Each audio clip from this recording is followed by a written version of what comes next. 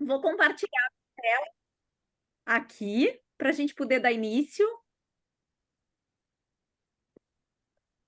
Tudo certo? Todo mundo vendo?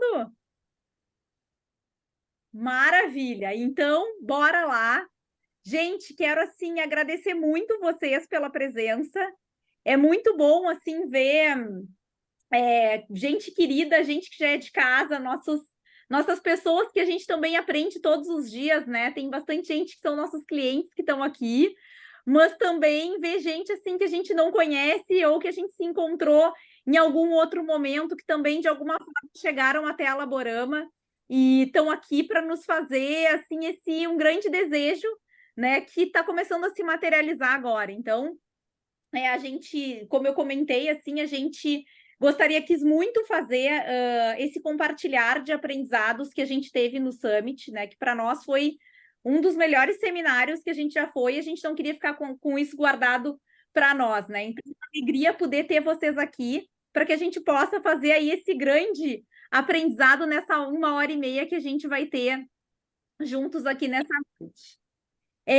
Quero agradecer em especial também a todas as pessoas que fizeram uma doação, né? Que a gente sugeriu, a gente fez o evento gratuito, mas sugerimos que quem quisesse fazer uma contribuição solidária, que fizesse isso através de uma doação de R$ 40, né? Que toda a verba que a gente arrecadou vai ser doada para as famílias atingidas pelas enchentes aqui no Rio Grande do Sul. Não sei se todo mundo que está aqui é do Rio Grande do Sul, mas a gente vem passando por uma enxurrada de chuvas aqui bem fortes e tem muita gente que perdeu tudo, né? Então, a gente vai fazer essa doação especificamente para a região de Mussum, que é uma das regiões mais atingidas pelas chuvas.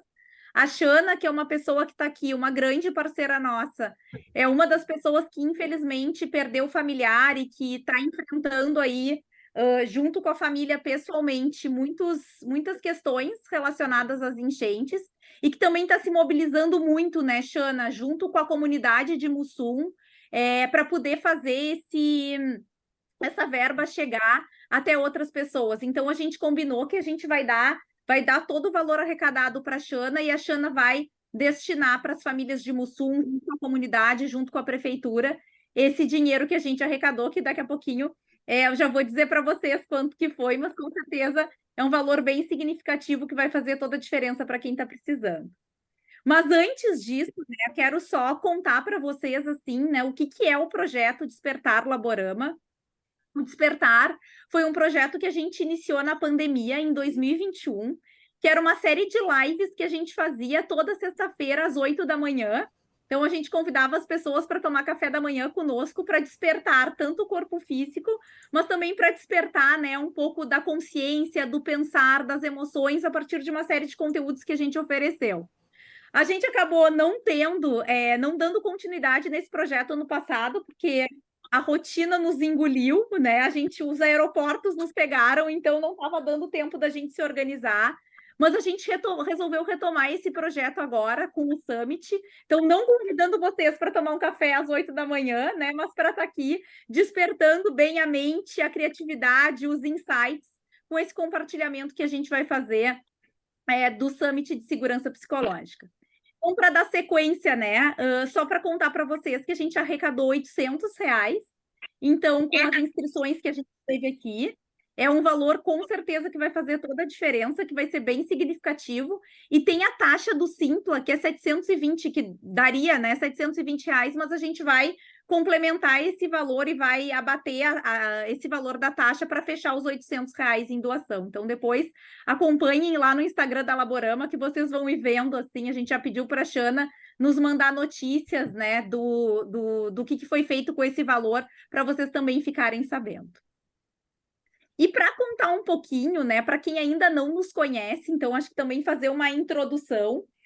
Nós somos a Laborama, uma empresa que é especialista em facilitação de processos em grupos e que entrega soluções voltadas para a cultura, para o desenvolvimento organizacional e para o desenvolvimento humano, de acordo com a necessidade e com a realidade de cada negócio, né? Então, hoje está aqui eu e a Laura, né, que somos sócias, mas também está aqui o Gui, que é um dos nossos sócios, tá a Gigi, tá a Estela, tá a Ana, que também são nossas sócias na Laborama, o Luigi, que trabalha com a gente na parte da comunicação, que fez esse PPT bonito, que faz nossas redes sociais.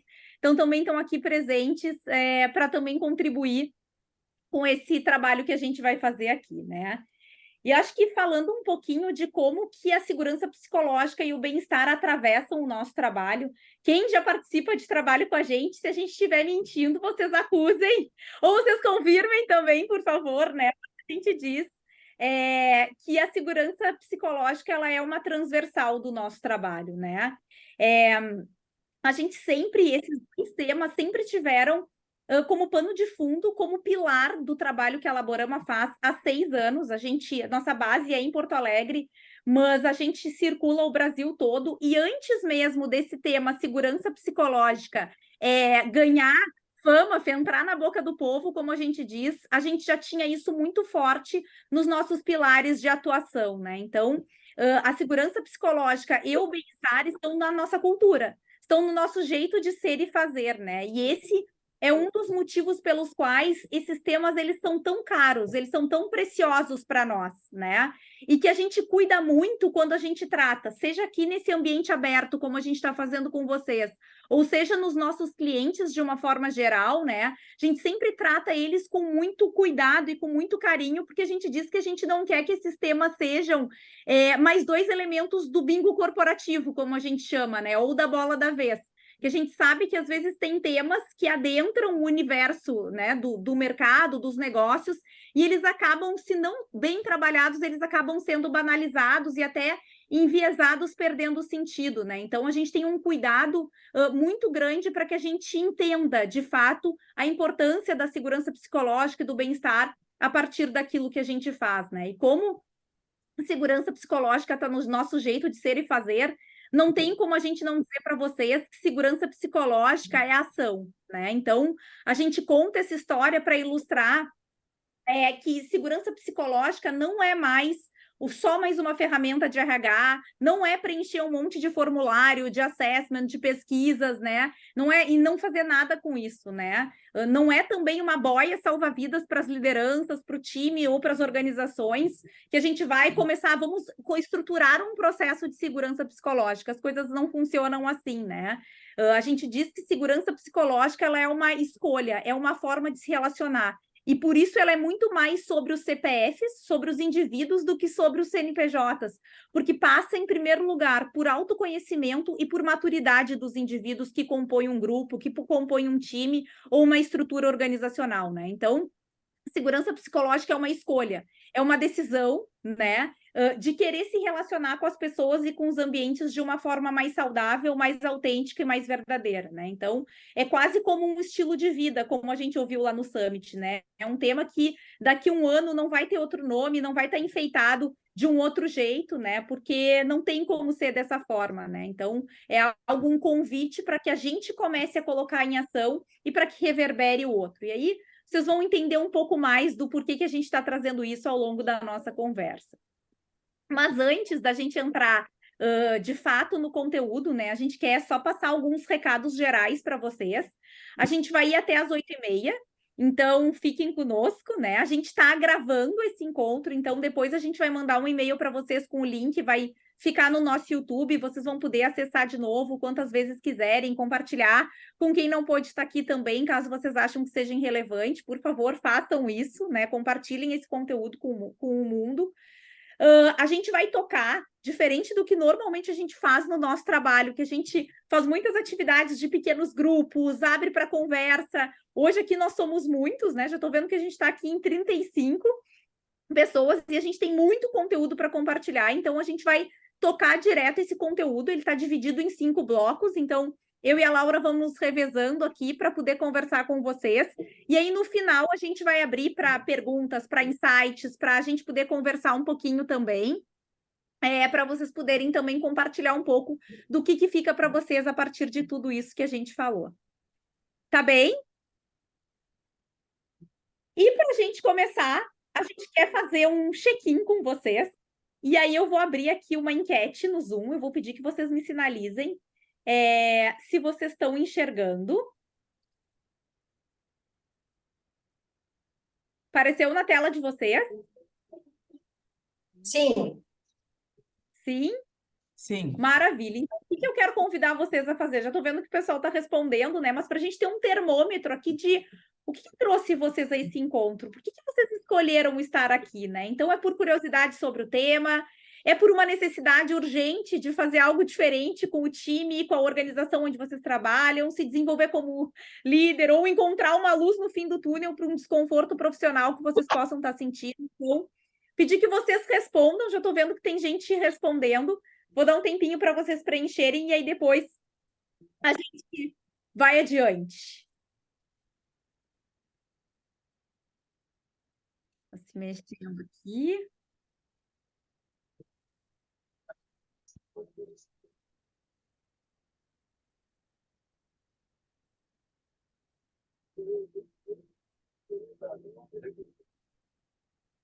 Dá mais um minutinho.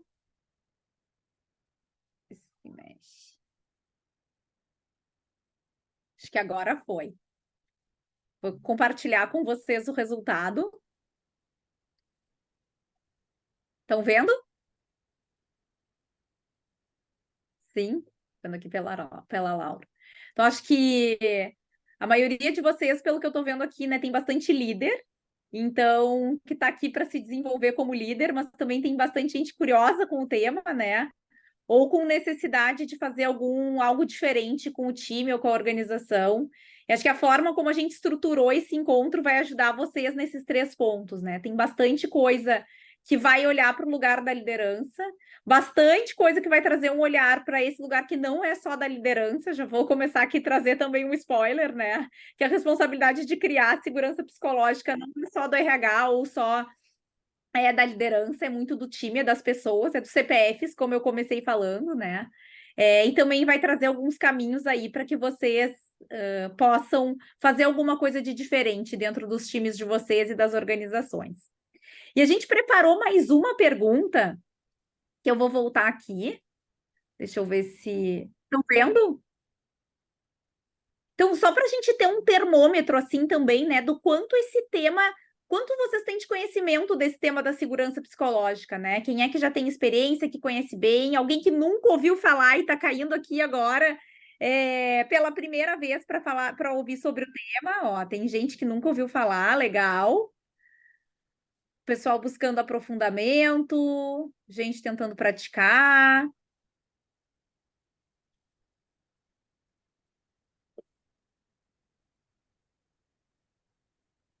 Ó, vou ver aqui.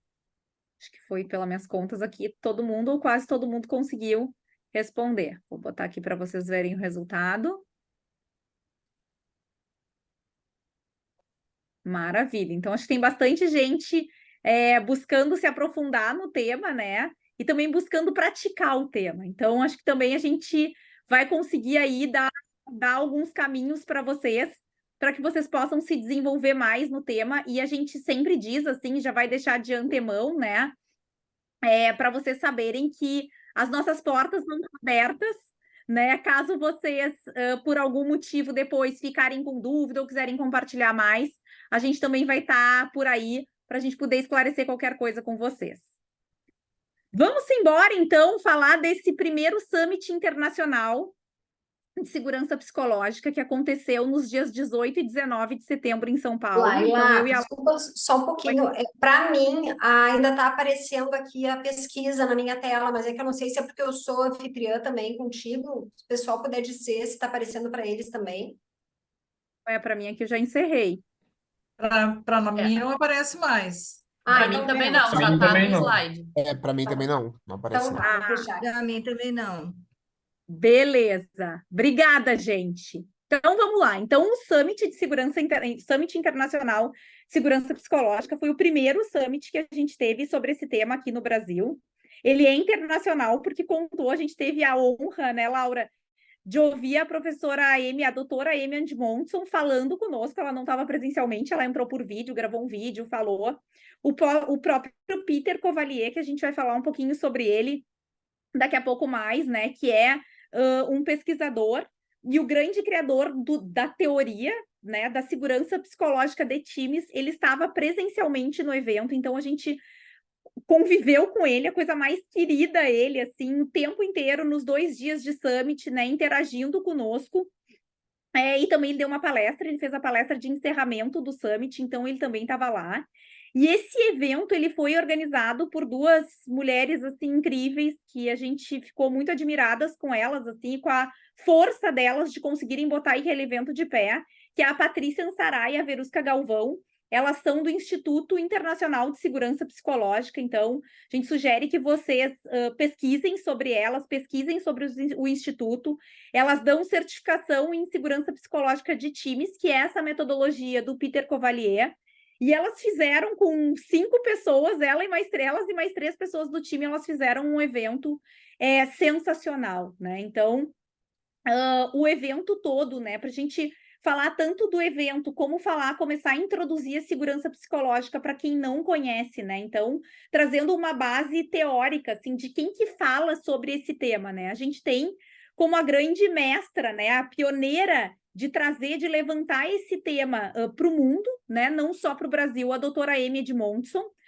Para quem já ouviu falar de segurança psicológica, deve ter ouvido falar ou deve ter lido o livro dela, que é a Organização Sem Medo.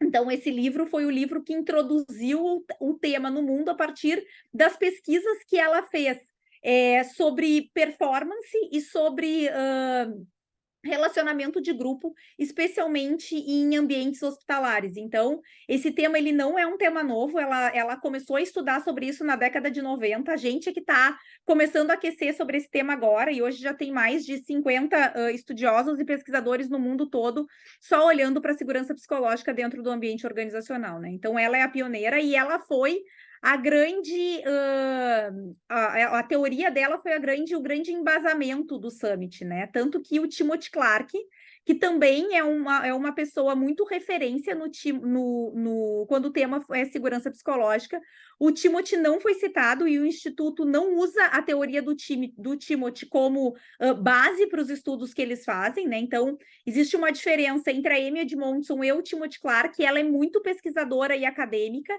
e ele é um consultor, então tem algumas organizações, inclusive o pessoal da Gerdau que está aqui, né, que são nossos grandes parceiros aí de trabalho, nossos clientes queridos usam a teoria do Timothy para trabalhar a segurança psicológica, mas é uma escolha, ele é um pouco mais prático, mas não que a Amy não seja, né? Então, tem ele também, que tem um livro que agora saiu a tradução para o português, que são os 4 estágios da segurança psicológica, e o Peter Cavalier, né, que eu já falei um pouquinho para vocês, que é aí o mestre inspiracional de segurança psicológica de times, né? Então, ele lançou no evento um livro chamado A Inteligência Oculta dos Times.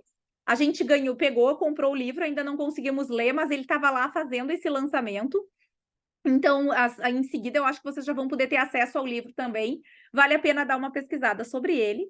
E aí, eu acho que vale a pena falar também, assim, para você dar uma contextualizada, né? Que eu acho que, para nós que somos consultoras, assim, uma das coisas que mais nos encantou no Summit foi o line-up que elas conseguiram trazer para esse Summit, assim, porque normalmente a gente vai para esses eventos e escuta muito consultoria falando. Não que isso não seja relevante, né? É sempre bom, principalmente para a gente que está do outro lado, escutar pares, parceiros, gente que está no mercado também falando. No Summit teve isso, mas elas conseguiram trazer rede de RH. A gente vai falar um pouco sobre Marcelo Zimé, que é o presidente da L'Oréal Brasil, que foi lá falar conosco. Tava o ex-presidente da Alelo, o Eduardo Galvão, que também deu um show falando sobre segurança psicológica, sobre saúde mental e bem-estar. Então, elas conseguiram fazer um cronograma de palestrantes que foi muito diversificado, assim, né? Então, tinha desde consultorias, tinha palestrantes, tinha cliente, tinha gente de marketing, de RH, tinha CEOs, líderes, então a gente conseguiu ter uma visão muito completa e muito 360 a partir do que a gente pôde escutar de todas essas pessoas. Aqui a gente resolveu trazer um pouco das carinhas das palestras e dos painéis que a gente mais gostou e que é por onde a gente vai passar com vocês a partir de agora, entrando no nosso primeiro bloco, e aí vocês vão ver que a gente escolheu algumas personalidades musicais para a gente poder contar essa história para vocês, né? Então, a gente traz, nesse primeiro bloco, o Lulu Santos como inspiração, né? Dizendo que aqui a vida é real, né? Que tem coisas que ficam muito bem em cinema, em romance, do romance ideal, mas aqui a gente já quer combinar com vocês que a gente quer começar trazendo para esse primeiro bloco coisas que nos inspiram para a gente olhar para o real significado da segurança psicológica, né? E também para o que segurança psicológica tem a ver com o sentido e significado do trabalho, né? E aí como é que isso se conecta com o famoso propósito que a gente escuta por aí.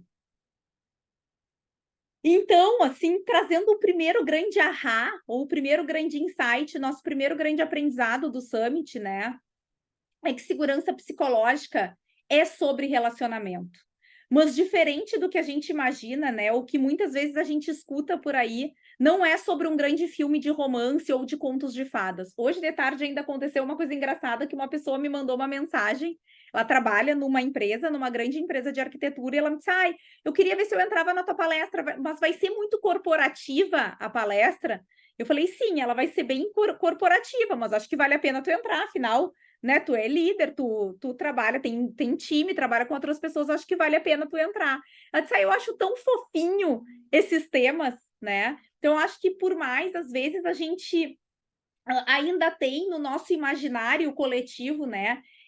De que a segurança psicológica ela é um conto de fadas, né? Aquela ideia que paira no ar de uma forma consciente ou inconsciente, né? E que por mais que a gente fale sobre isso, eu acho que ainda tem um desejo implícito de que a segurança psicológica, quando a gente tem um ambiente seguro psicologicamente, a gente vai ter um ambiente mais fofo, mais dócil e que tudo fica mais fácil, né? Que todo mundo vai virar amigo, íntimo, de que as pessoas que a gente vai chorar, vai se abraçar e vai conviver muito e que as coisas vão ser muito poéticas, né? Então, é claro que quando a gente tem um ambiente de seguro psicologicamente, a gente tende a ter mais confiança nas pessoas e por isso a gente acaba se abrindo mais, né? Esse é o objetivo, mas a segurança psicológica, ela não é um lugar onde fica mais fácil, né? Muito pelo contrário. A segurança psicológica, ela é um fenômeno que acontece nas relações e ela é um convite para que a gente consiga estabelecer relações mais honestas e mais verdadeiras no ambiente de trabalho. E quanto mais verdadeiras são as nossas relações, mais difíceis elas podem se tornar, né? Isso a gente até pode ver, às vezes, com as pessoas que a gente tem mais intimidade. Que às vezes, com quem a gente tem mais intimidade, mais conflito a gente tem. E isso não necessariamente é ruim, né? Então, muito pelo contrário, a gente precisa conflitar, a gente precisa contestar, a gente precisa ter abertura para que a gente consiga ter um ambiente de segurança psicológica. Então, não é só sobre esse lugar fofinho, né? Ela é sobre um lugar que, quando a gente quer construir, vai exigir mais esforço de todos nós, mais empatia, mais compaixão, mais resiliência, mais paciência e uma vontade genuína de se abrir para escutar, né? Então, acho que esse é o primeiro, assim, grande mito que a gente queria desmistificar para vocês aqui, de que o ambiente, isso a gente escutou muito lá, né? O ambiente de segurança psicológica não necessariamente vai deixar as relações mais fáceis, ele vai deixar as relações mais verdadeiras. E aí, esse convite de ir além e de investir nas relações que a segurança psicológica nos faz, ela nos leva muito em direção à performance de um grupo, né? Então, a gente também, às vezes, tende a achar que segurança psicológica não está relacionada à performance ou está muito distante de quando a gente fala em performance, né? Mas é muito muito pelo contrário.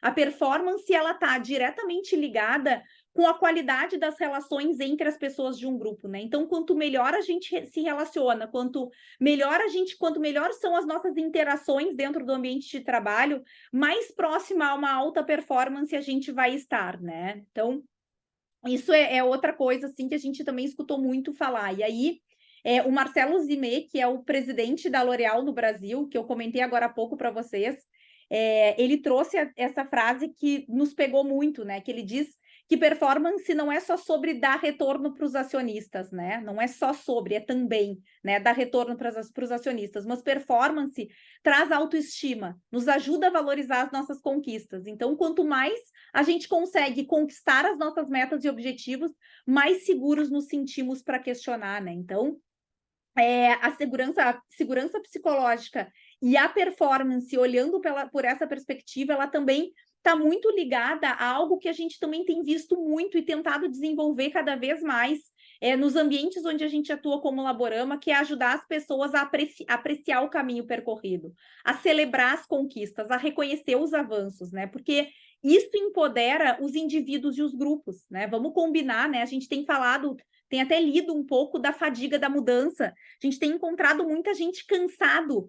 A gente muda uma coisa e quando a gente está aprendendo uma coisa nova, tem que mudar outra, porque a coisa já mudou de novo. E, de fato, a gente vem numa velocidade de mudança, de convites à mudança muito constante, só que a gente também precisa aprender a olhar para o caminho e entender aonde a gente já evoluiu, né? No que a gente é bom, que força a gente tem como grupo, como time, como indivíduo, para colocar, para realizar o nosso serviço de uma forma coerente, de uma forma consistente, de uma forma que nos leve aos melhores resultados, né? Então, a performance está muito ligada com a segurança psicológica nesse sentido, né? De convidar as pessoas a se conectarem com as suas forças para que elas consigam ter coragem de se colocar tecnicamente dentro do ambiente de trabalho, né? Então, olhar para os processos que não estão funcionando, abrir novos espaços de aprendizado, trazer para a inovação, questionar comportamentos que interferem diretamente no resultado do negócio, né? Isso tem a ver com segurança psicológica e isso tem a ver com performance.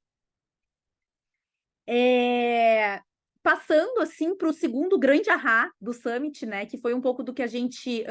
outra coisa que a gente viu e que a gente também percebe muito quando a gente atua dentro dos nossos clientes junto à Laborama, que tem uma grande confusão e uma certa incoerência quando a gente fala de segurança psicológica nas organizações, né? Então, eu já falei no início que a segurança psicológica, ela não deve ser mais um tema da moda ou mais uma prática a simplesmente ser implementada nas organizações como um processo e como um processo goela abaixo, né? Porque segurança psicológica é sim um processo, mas ela está muito mais voltada para as relações do que para um método propriamente dito, né?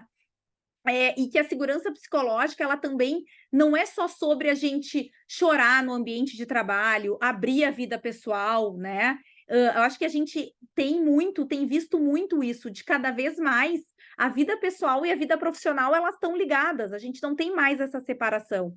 Mas também tem muita gente confundindo isso, e às vezes até confundindo os seus próprios conflitos pessoais com os conflitos da organização. E aí começa a gerar uma grande confusão, né? E às vezes as pessoas têm uma abertura gigantesca para falar da sua vida pessoal, para trazer os seus conflitos pessoais, as suas dores pessoais para dentro do ambiente de trabalho, e isso está ok, a gente está falando de vulnerabilidade e está tudo certo, mas às vezes a gente não vê o mesmo das pessoas levantando a mão e dizendo, eu não sei, eu tenho dúvida, eu não estou dando conta, eu não sei como fazer isso, eu estou vendo que isso está errado, e eu não concordo com isso, porque por causa disso, disso e disso, dá ideias, né? Então, a gente está abrindo demais algumas coisas e não estamos usando essa força e essa potência de vulnerabilidade para outras, né?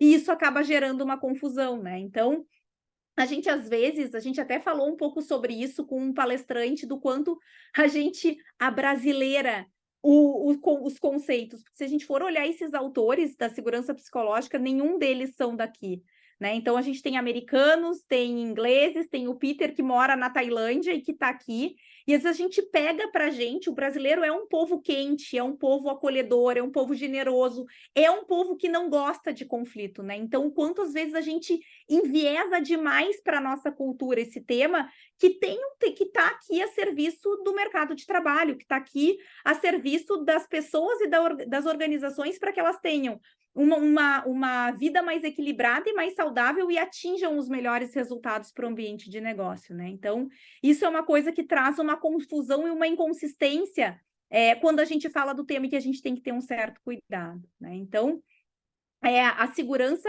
psicológica, ela não é sobre o que a gente fala, ela é sobre o que a gente faz, né? E isso também... a gente percebe que às vezes a gente está falando muito de segurança psicológica, às vezes até assim, deixa eu usar aqui da segurança psicológica que a gente tem para a gente poder fazer não sei o quê, e a gente traz o tema à tona, mas na verdade a gente está ainda muito na superfície, né? E está tudo certo, a gente está descobrindo ainda como operar dessa forma, mas acho que é importante a gente ter a gente ter essa consciência, né, de que a gente não pode afastar aquilo que a gente fala daquilo que a gente faz. Esse é o grande convite da segurança psicológica e que ela tem que estar muito colada com a cultura da organização.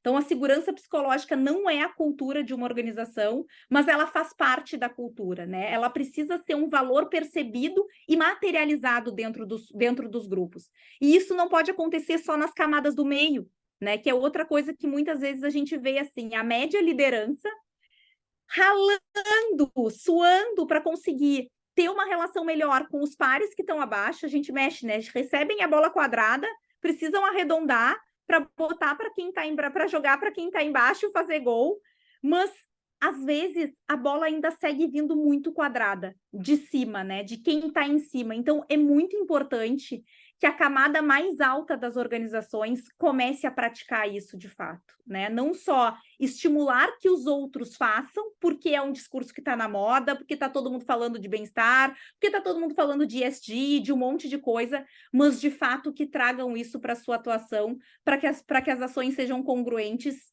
e coerentes com o que está sendo dito, né? E aí, no Summit, a gente ouviu muita crítica aos comitês, né? Que é uma crítica, às vezes, que a gente também faz na Laborama. É muito comitê. Muitas vezes é muito comitê para decidir tudo, é muito comitê que, às vezes, fragmenta as atitudes. Então, é o comitê de diversidade, o comitê de segurança psicológica, o comitê de bem-estar, o comitê executivo, o comitê não sei o quê, e o quanto a gente não está fragmentando muito as coisas, quando, na verdade, a gente deveria estar unindo, né? Então, todos juntos nesse bem comum, alinhados com os valores da cultura organizacional. E aí a Amy, né, para a gente trazer um pouco de conceito para vocês, mais raiz, assim, a Amy traz que segurança psicológica é a crença compartilhada de que o local de trabalho é seguro para correr riscos interpessoais, né? Então, esse é um profundo e grandioso resumo do que é a segurança psicológica e que foi a gente chegava a fazer o ditado, assim, no Summit, de tanto que se falou sobre esse conceito, né? E ela fala sobre crença compartilhada, né? E eu queria que vocês se atentassem para isso, né? Porque quando a gente fala de crença compartilhada, a gente está falando de que a segurança psicológica ela acontece no grupo e não na organização. Então, eu acho que isso é outra coisa que a gente precisa ter clareza. A gente não pode dizer essa empresa é uma empresa que tem segurança psicológica. Não. Os grupos que atuam dentro dessa empresa têm mais ou menos segurança psicológica. Eles estão abraçados por essa cultura, por esse direcionamento estratégico que as organizações vão trazer, mas quem faz isso acontecer em maior ou menor grau são os grupos, né? E isso porque times têm pessoas diferentes, então o nível de segurança psicológica, ele dificilmente vai ser igual para todos os times, porque as pessoas têm nível de maturidade diferente, têm relações diferentes, têm conhecimentos diferentes, né? Então, o que a gente precisa fazer é criar este senso comum, essa crença compartilhada de que este grupo aqui, ele é seguro para a gente poder correr para a gente poder correr riscos interpessoais e tudo mais, né? Mas é no grupo, não é na organização. Até aqui tudo bem? Estou vendo as carinhas de vocês aqui, fazendo sinalzinho com a cabeça. Tudo certo até aqui? Maravilha. E tudo isso, gente, acho que a gente está trazendo, né?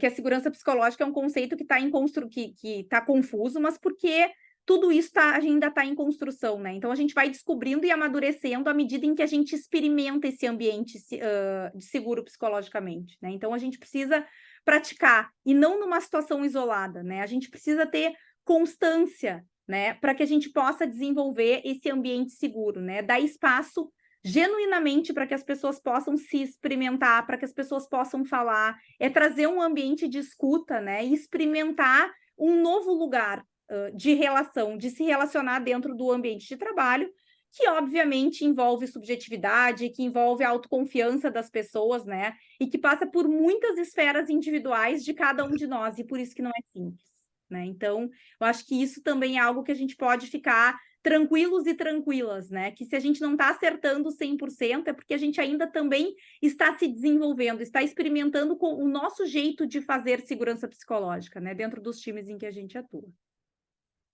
E aí, entrando um pouquinho, assim, né? De como que a gente começa a olhar para isso de uma forma mais prática, né? Então, muito se falou dentro do Summit sobre a questão do futuro do trabalho, né? E a gente também na Laborama, a gente tem dito isso muito, né? Da importância da gente se reconectar com o significado e o sentido do trabalho, né? O que é sentido, o que é significado do trabalho, tanto para os CPFs quanto para os CNPJs. A gente tem visto muito, isso até não foi falado especificamente no Summit, mas é uma contribuição nossa, né? Que a gente tem visto muito, escutado muito falar sobre os fatores de adoecimento das pessoas no ambiente de trabalho. Eu acho que a gente ousa dizer, a gente tem discutido isso muito aqui, que não só no trabalho, mas na vida, né? Um dos principais fatores de adoecimento é a falta de sentido e de significado para aquilo que a gente faz, né? As pessoas estão perdidas e estão desconectadas da missão do trabalho, do sentido que elas dão para o trabalho, né? E as organizações, no meio de tanta mudança, também estão com dificuldade de dar esse tom. Então, às vezes, parece que os discursos não se encaixam, que as coisas não se conversam, porque falta direção da organização e falta convicção de valores dos indivíduos, né?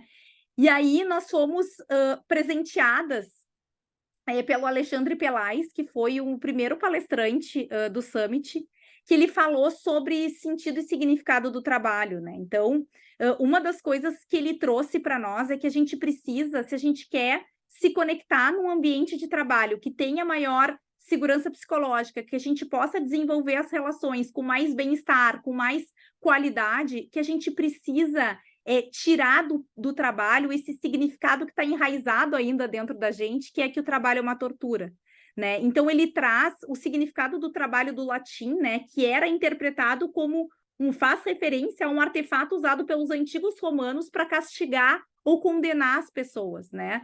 E muitas pessoas ainda vivem ou enxergam o trabalho como algo torturante, né? Então, não é à toa que a gente fala tanto de saúde emocional, de gerenciamento de estresse, de burnout hoje em dia. Mas para que a gente consiga evoluir com a segurança psicológica, a gente precisa tirar esse viés do sofrimento da origem do trabalho e a gente precisa se conectar com outra forma, né? Trazer um outro tipo de significado que a gente também já foi convidados a fazer, né? Então, a gente precisa se conectar com algo maior, né? Que eu acho que é um pouco do que o Max Weber nos convida, né? Que tem aquela célebre frase de que o trabalho dignifica o homem ou o ser humano, né? Então, o trabalho é a nossa forma da gente se realizar com o mundo e da gente transformar o mundo por ação, né? Então, a gente sempre convida a olhar as pessoas a olharem para qual é a minha melhor contribuição nesse trabalho, né? Para que eu estou aqui, né? No que eu posso interferir nesse ambiente onde eu estou, de uma forma onde eu consiga me sentir melhor comigo mesma, onde eu consiga construir relações que sejam saudáveis e de confiança, ao invés de ser gerenciadas pelo medo, e que eu consiga contribuir com os resultados do negócio, dando ideias, levantando problemas, questionando, né? Como é que eu me posiciono para isso dentro do ambiente de trabalho?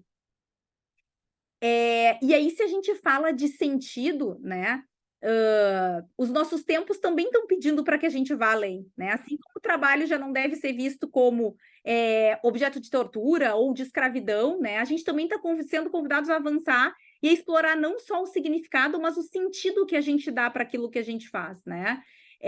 Que está relacionado com como a gente trabalha, com a contribuição genuína de que cada pessoa pode dar naquilo que ela faz e de uma conexão para além da tarefa, né? E aí aqui a gente traz um ponto também que a gente também tem escutado muito falar sobre os conflitos geracionais, sobre os conflitos de geração dentro do ambiente de trabalho, né?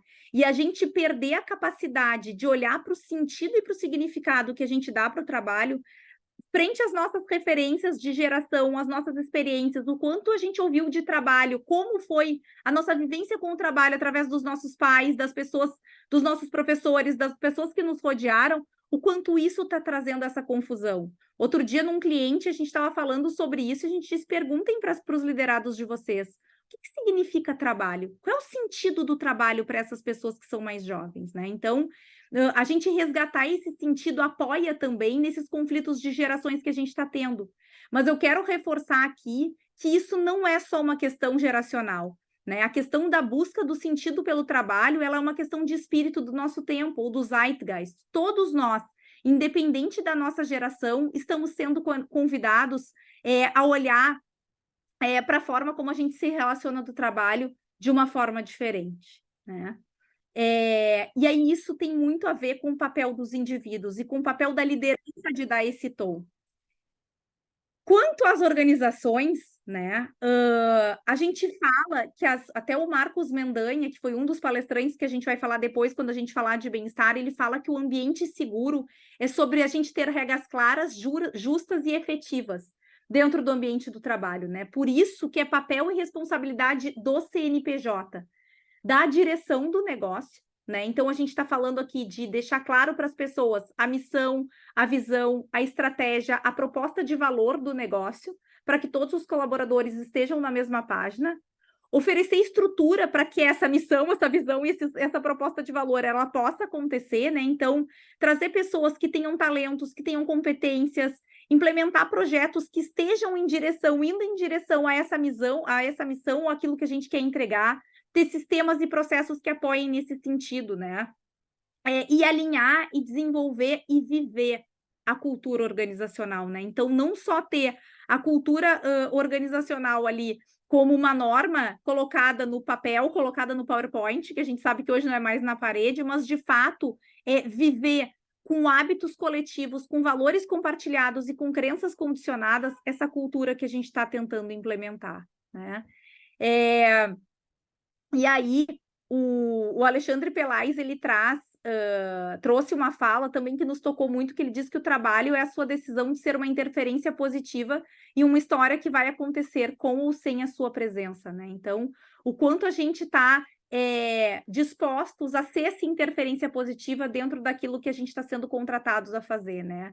E é aí que entra o propósito, né? Então, não o propósito como algo místico, esotérico, espiritual ou inalcançável que muitas vezes a gente vê, né? Mas o propósito, como disse o Nélio Bilatti, que também foi um dos palestrantes, é como verbo, como ação, né? O propósito como algo que eu quero entregar para o mundo, eu quero transformar, eu quero inspirar, eu quero amar, eu quero propagar algo, né? Verbo nesse sentido, e que ele vai ser sempre mutável, né? Ele deve ser mutável, porque o propósito, assim como a gente, o propósito não está cravado em pedra. Nós mudamos o tempo todo, o mundo muda. Então, é natural que o nosso propósito, ele também mude, ele também se expanda, né? Para que a gente siga acompanhando as mudanças do mundo, né? Ancorado, logicamente, dos nossos valores, né? Então, o propósito aqui, ele vem muito como uma expansão dos nossos talentos e das nossas paixões, né? E também como uma forma da gente dar vazão aos nossos incômodos, né? Então, quando a gente está incomodado com algo, quando a gente tem algo que está desconfortável, a gente tem que colocar isso para fora, porque é isso que nos ajuda a expandir e a viver esse propósito na prática, né? Então, o propósito aqui a gente traz muito com o viés de que é o que temos de melhor para oferecer conectado com as necessidades do mundo, né? Então, isso que deveria ser o propósito se a gente está olhando para um ambiente seguro psicologicamente, que quer performar e entregar os melhores resultados, não só para quem está dentro de uma comunidade organizacional, mas também para as pessoas que estão fora, né? Para todos os stakeholders, né?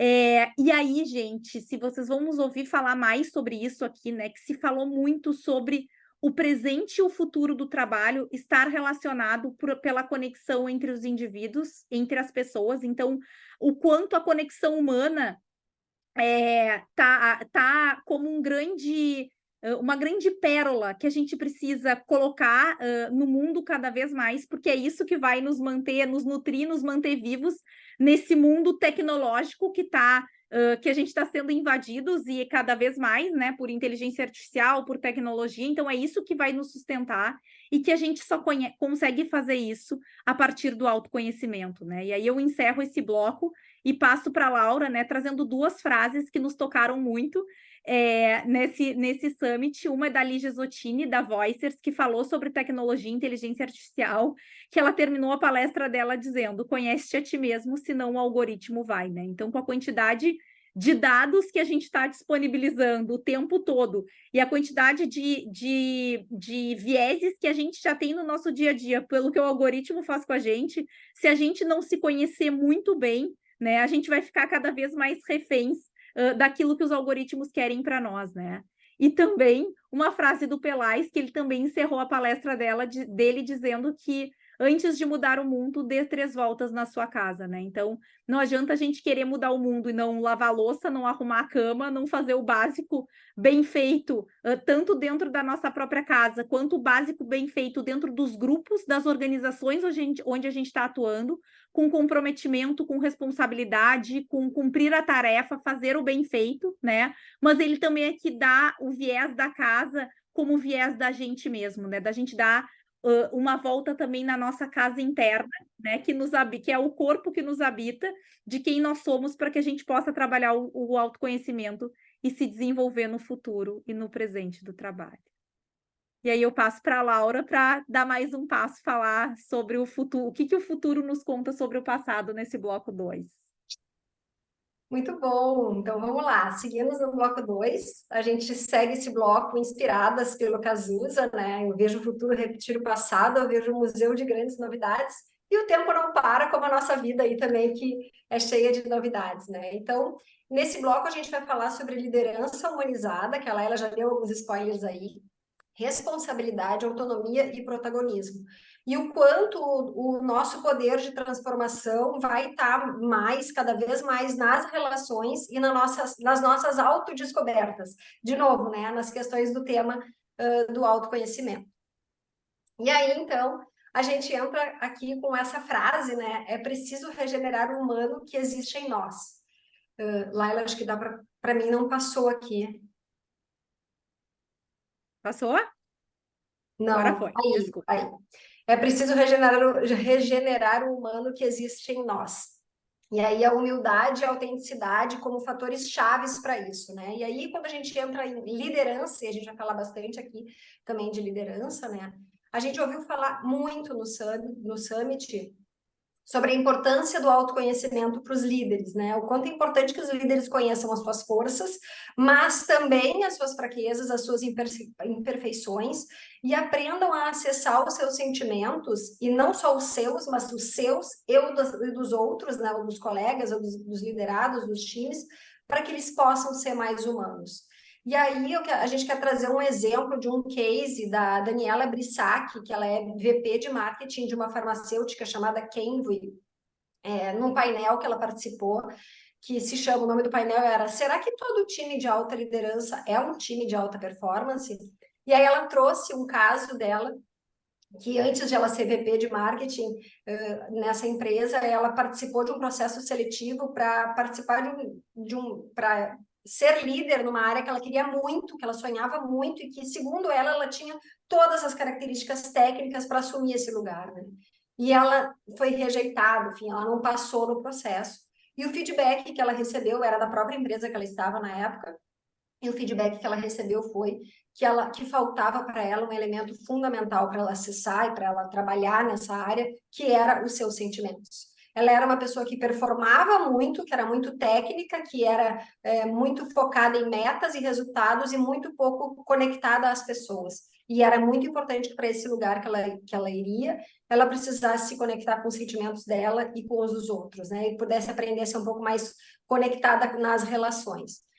E isso mexeu muito com ela, ela disse que foi um grande baque na vida dela, dali ela fez uma grande transformação, fez coaching, fez várias outras coisas para descobrir como é que eu consigo, então, regenerar esse humano dentro de mim, né? E, então, ela dá muito essa dica para as pessoas, né? Então, que as pessoas possam estar mais próximas de si e estar mais, lideranças principalmente, mais próximas dos seus sentimentos. E ela também falou o quanto os líderes esquecem de ser quem eles são por proteção ou por defesa, né? Aí a gente pode entrar no próximo slide, Laila. Eles esquecem de ser, enfim, quem eles são por proteção ou por defesa, e por muito medo de errar, de se posicionar, eles ficam muito na defensiva, e o quanto isso é catastrófico para a segurança psicológica. E aí, nesse lugar da liderança, se falou muito disso, né? Que o lado do medo do líder, né? Que às vezes o líder tem essa imagem de grande herói, que às vezes tem que ter, o que resolve tudo, mas o quanto o líder sim passa por muita dor, o líder passa por muitos medos, e às vezes essa imagem que eles estão ali colocando é muito um processo de fuga, às vezes, né? De proteção pelos medos que eles têm e pelas crenças, às vezes, de achar que eles têm que responder a tudo, né? A gente vai falar um pouquinho sobre isso na sequência. Mas voltando à segurança psicológica, isso é catastrófico para a segurança psicológica. E aí, dentro desse contexto de humanizar, é muito importante que as lideranças modulem também esses ambientes, trazendo mais vulnerabilidade, que eles também possam dizer, eu também falho, eu também sou humano, né? Lógico que não é normalizar o erro, né? Mas a segurança psicológica fala muito do erro, fala como é que a gente aprende com o erro. E as pessoas só vão conseguir aprender com o erro, vendo também que o líder assume que erra. E o que aprende com esses erros quando eles acontecem? Porque eles acontecem, né? E um outro ponto que ela traz também é a questão de eles terem compaixão consigo mesmos, né? A própria Daniela disse, assim, que foi importante ela ter compaixão com ela e entender que realmente ela não sabia acessar o humano dela, não sabia acessar o sentir, e como ela precisou se desenvolver nesse sentido. E aí, então, com isso, a gente vai para o nosso terceiro grande Ahá do Summit, né? Que é... a liderança humanizada não é só uma responsabilidade do líder, é uma responsabilidade compartilhada, né? E o que eles querem dizer com isso? Que a equipe também precisa ter consciência do processo de desenvolvimento do líder, ela também precisa apoiar o líder a se desenvolver e que dá espaço para que ele também possa dizer, estar nesse lugar de vulnerabilidade, poder dizer, eu errei, né? Porque às vezes os liderados enxergam o líder como alguém lá de longe, né? Quem sou eu para ajudar essa pessoa a se desenvolver? Não, mas é muito melhor que eu possa ajudar essa pessoa, porque ela estando bem, ela se desenvolvendo, ela também vai nos ajudar como time, né? Então, os liderados precisam se ver também nesse lugar de poder, no bom sentido, de ajudar a liderança a se desenvolver, né? É também uma responsabilidade compartilhada. E é aí que entra um exercício bem importante, que foi falado também no Summit, da autonomia e do protagonismo. E aí, por falar em autonomia, a gente entra, então, Laila, no próximo slide, por favor, que fala da heteronomia, né? Que foi um conceito que o Pelais trouxe também na palestra, o Alexandre Pelais, e ele fala que a grande maioria de nós não foi ensinada para autonomia, a gente foi ensinado para a heteronomia, que é um agir condicionado às ordens superiores. E aí ele traz os 4 P's das ordens superiores, né? Que a gente aprendeu a ser condicionado às ordens dos pais, depois dos professores, depois dos patrões, o terceiro P, e por último o P dos políticos, né? E ele fala que esse hábito da heteronomia acontece tanto do lado dos líderes quanto para o lado dos liderados, né? Os líderes precisam aprender a deixar de lado a heteronomia e dar mais espaço para a autonomia, e os liderados também precisam aprender a viver mais com esse espaço. E a gente vai falar desses 2 casos, começando agora com o caso dos líderes, tá? Então, entrando na questão dos líderes aí, eles aprenderam, e nós aprendemos, né, enfim, a liderar com a responsabilidade pelo poder, né? Ou seja, eu mando e os outros obedecem. Para mim não mudou aqui, Laila. Ah, tá. Eu mando e os outros obedecem, né? E muitas vezes eles precisam ser convidados, na verdade eles são cada vez mais, eles têm sido cada vez mais convidados a sair desse lugar, né? Que é entender que eles não precisam trazer respostas de tudo, né? Que eles podem também trabalhar mais o seu autoconhecimento, se desenvolver mais nesse lugar, e deixar de querer viver nessa crença de que, não, eu sou líder, então agora eu preciso responder tudo. Não, é mais importante que eu consiga ser um líder que vai desenvolver um espaço de aprendizado e também vai dar mais valor aos grupos para que eles se relacionem melhor, do que propriamente estar com as respostas na ponta da língua sempre, né? Porque sempre tem essa pergunta, mas se não é para mandar, o que é para eu fazer? Não, tem outras coisas que a liderança pode fazer, ajudar um grupo a se desenvolver, por exemplo, do que simplesmente ter as respostas para tudo, né? E é um processo de abertura aí que as lideranças precisam fazer. Esse é o caso dos líderes. Agora, a gente entra no caso dos liderados, né? Que precisam aprender a saber o que fazer com o espaço que é dado. A gente, de novo, não aprendeu a ser autônomo, então, às vezes, as pessoas recebem dentro das organizações muito espaço, né? Ou um espaço de autonomia que, às vezes, está além do que a pessoa é capaz de fazer, ou capaz de fazer, que ele pensa que ele é menos capaz de fazer, mas muitas vezes não é, né? É só uma questão de desenvolvimento mesmo.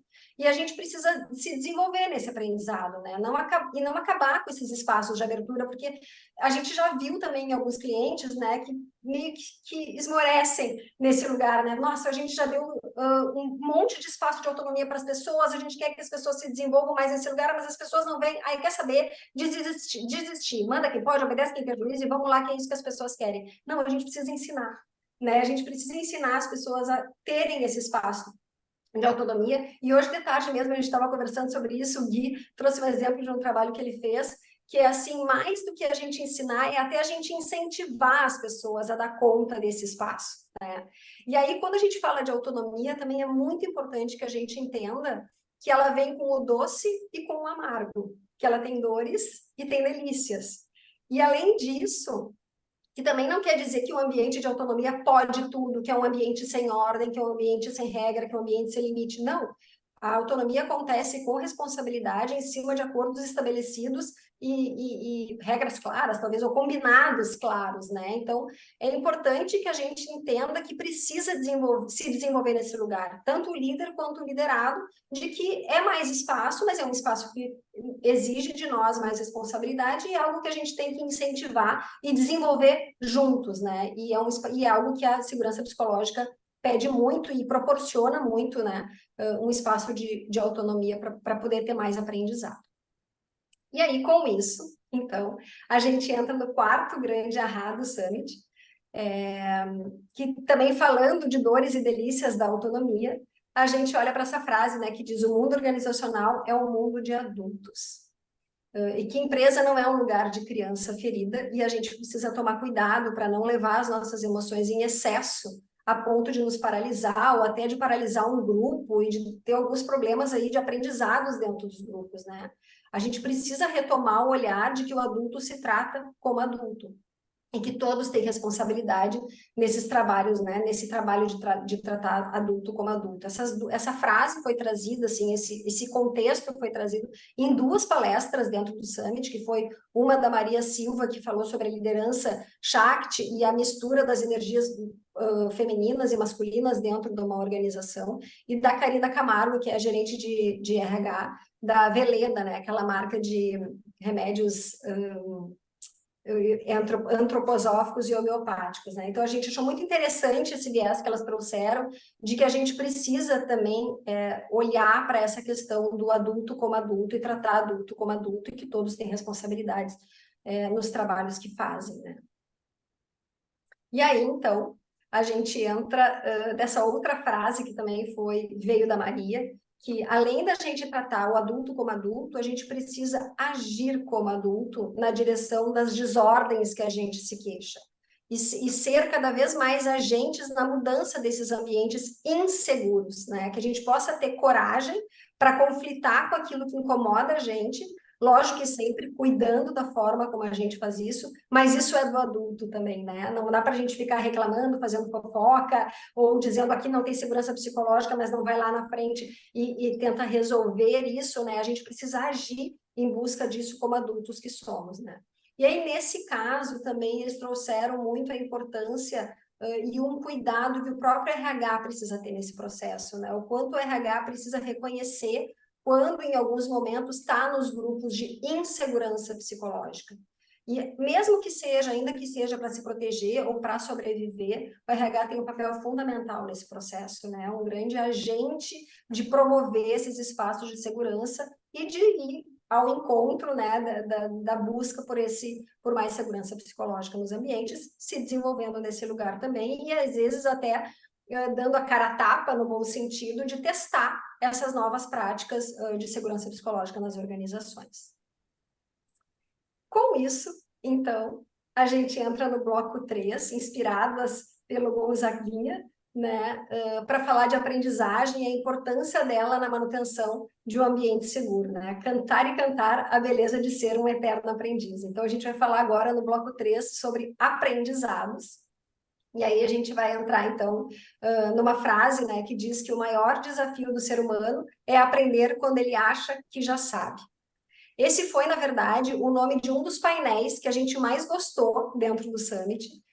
A gente acabou de falar de autonomia e protagonismo, E um dos grandes bloqueadores disso e da segurança psicológica é a gente achar que já tem todas as respostas para tudo, né? Um dos grandes bloqueadores da autonomia, do protagonismo e da própria segurança psicológica é aquela ideia de que a gente já tem as nossas certezas prontas, né?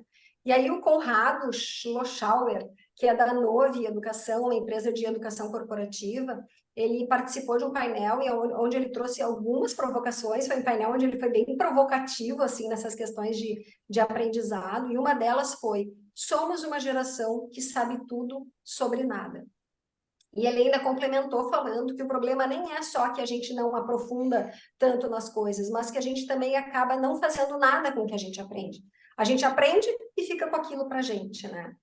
E aí, com isso, ele também reforça que aprender não é acumular conhecimento, que a gente precisa começar a nos desafiar cada vez mais a colocar para fora esse conhecimento, que é isso, colocando os conhecimentos para fora, é o que vai fazer a gente gerar valor nos grupos onde a gente está, decifrar paradigmas, inovar, criar. Então, é assim, aprendeu, põe em prática, aprendeu, põe em prática. Aí a gente até inspiradas estamos aqui, né? Aprendemos, estamos aqui, colocando em prática, colocando para fora e organizando tudo que a gente aprendeu, né? Então, é um pouco disso. E aí, então, eles também trouxeram o convite de que a gente possa exercitar mais o saber dizer não sei. Isso é que está, de fato, com a mente aberta para o aprendizado. E, ao mesmo tempo, também mostrar interesse em gerar conexões, né? Quando a gente diz eu não sei, a gente está mostrando o nosso interesse em gerar conexão com aquelas pessoas que a gente está trabalhando, né? Isso também demonstra a nossa vulnerabilidade, e é principalmente quando a gente está falando de líder. Essa frase foi falada pela Toki Ezaka, né? Que ela trabalha na Disney, e ela também participou desse mesmo painel que o Conrado participou. Então a gente achou essa fotinho aí dela também, e ela disse o quanto eles usam muito disso, né, de dizer eu não sei, e tá tudo bem também eu não sei não significa que eu vou sentar em cima do não sei, né, eu vou buscar por isso. E aí é por isso que a principal tecnologia humana é a consciência. Segundo a Lígia Zottini, ela falou um pouco dela no primeiro bloco lá, a Lígia fala sobre futuro e ela trouxe muito o quanto que vai nos diferenciar da máquina, né? Porque todo mundo com medo aí da inteligência artificial versus o humano, assim. Então, o quanto a consciência é o que nos diferencia da máquina e sempre nos diferenciou, né, também dos outros seres da natureza, e é com ela, na verdade, é que é capaz de fazer a gente acessar os nossos saberes e os nossos não saberes, importante saber que a gente não sabe, né, a coragem para se abrir, para aprender, e a coragem ali para mim. E a coragem para compartilhar e colocar em prática também, né? Então, assim, de novo, a gente falou ali de autoconhecimento, a gente falou de relações, a gente está falando de consciência, né? Então, o quanto é importante a gente também ter consciência para conseguir se desenvolver nessas questões de aprendizado. Mas, como desenvolver a consciência para aprender, transformar e para influenciar? Entre tantas possibilidades, uma delas é a escuta. E aí a gente tem essa frase aqui, né? Tem algo errado quando a reunião é silenciosa. Essa frase veio de um dos painéis que nos inspirou muito também. E isso é uma questão, veio dentro do painel o comportamento da liderança do futuro, né? E isso nos inspirou muito também para falar que escutar também é saber escutar os silêncios de um grupo, né? Se a gente não escuta os silêncios, a gente está perdendo a oportunidade de abrir espaço de aprendizagem. E nenhum grupo se desenvolve ou entrega o que pode entregar se está engasgado no próprio silêncio, né? Então, a escuta é um fator chave aí para a gente também conseguir desenvolver mais aprendizado e, enfim, logicamente, automaticamente a segurança psicológica dentro dos grupos. E aí, com isso, a gente entra no 5º grande Aha do Summit, né? Que a segurança psicológica precisa de humildade, né? A gente precisa parar para ouvir o outro, mesmo quando se tem certeza de que tem razão. E que, enfim, eles trazem também o quanto há bloqueios do aprendizado e do próprio exercício de consciência quando não há abertura para a escuta. Parece que a gente fecha uma janela ali, né? Tanto para abertura de consciência quanto para aprendizado, quando não acontece a escuta. E aí, Para quem quiser aprender mais sobre o tema, a gente indica aqui o livro do Cláudio Tebas. O Cláudio é um ator palhaço que deu uma palestra espetacular para a gente sobre a escuta. E também escreveu esse livro, O Palhaço e o Psicanalista. Nessa palestra, entre tantos outros insights e aprendizados, o Cláudio trouxe exemplos muito bonitos do quanto a escuta pode proporcionar instantes de acolhimento e de desabrochar das pessoas dentro dos ambientes de trabalho, né? E segundo ele, a escuta é capaz de gerar verdadeiras conexões humanas. E aí, ele também nos apresentou o case das brigadas da saúde mental que foram criadas dentro da GM no período da pandemia, né? Ele ajudou a construir, foi o consultor que atuou aí com eles, junto com a GM dentro desse projeto. Esse foi um projeto muito especial, onde eles capacitaram vários funcionários na arte da escuta, e essas pessoas estavam a serviço de toda a empresa naquele momento de tanta dor que muitos passaram, né? Foi um projeto que iniciou aqui no Brasil, hoje ele já continua em várias unidades da GM pelo mundo. E aí também aqui, só abrindo um parênteses, a gente não pode deixar de lembrar também de um cliente nosso muito especial, a Gerdau, que tem um projeto muito parecido também, né, com esse, um projeto lindo chamado Semeadores do Bem-Estar, que também tem o propósito de cuidar do bem-estar das pessoas da empresa com o apoio de semeadores do bem-estar. A gente já tem até aqui a Mari, que é da área de bem-estar, está aqui com a gente, e o Adri é um dos semeadores do bem-estar, está até aí com a foto de fundo dele, né, do semeador do bem-estar, e é uma estratégia, né, que a Gerdau usa. Gustavo também está aqui, Laura. Quem? O Gustavo também está aqui, o Gustavo, o semeador, também está aqui, está botando o coraçãozinho aqui. Obrigada, Gustavo. Oi, Gustavo, coisa boa. Então, a GM também usa dessa mesma estratégia de ter semeadores do bem-estar. Na Gerdau é semeador do bem-estar, mas a GM eram as brigadas, né? As brigadas da escuta, né? A brigada os brigadistas da saúde mental, como eles chamavam. E enfim, então foi um projeto incrível, né? Deixa eu voltar aqui para esse projeto e o quanto mudou o bem-estar das pessoas dentro da organização, principalmente nesse momento de pandemia, e que continuou, assim, continua dentro da GM no Brasil e continua em outras unidades da GM pelo mundo, né? Mas voltando à palestra, então, do Cláudio, ele trouxe a reflexão sobre a importância da empresa estar preparada para ouvir as pessoas. Óbvio, gente, que aqui a gente não está falando que a gente que tem que escutar para curar ou para tratar tudo, né? De novo, adulto a gente trata como adulto, é importante que a organização não se sinta nessa obrigação, ele trouxe isso, né? Mas que ela esteja preparada para a escuta, porque a escuta é muito potente. Só isso, só o fato de poder escutar uma pessoa já gera cura em muita coisa. Né? Então, ele trouxe a importância de ter desenvolvimento de escuta, que seja escutar o silêncio de uma organização, que seja escutar uma pessoa que está angustiada, né? Mas poder estar atenta à escuta pode fazer uma grande mágica dentro das organizações. E aí, com isso, a gente vai para o bloco 4, que tem também a ver com esse tema da escuta e do bem-estar, que ela vai falar com vocês aqui, inspiradas na Rita Lee.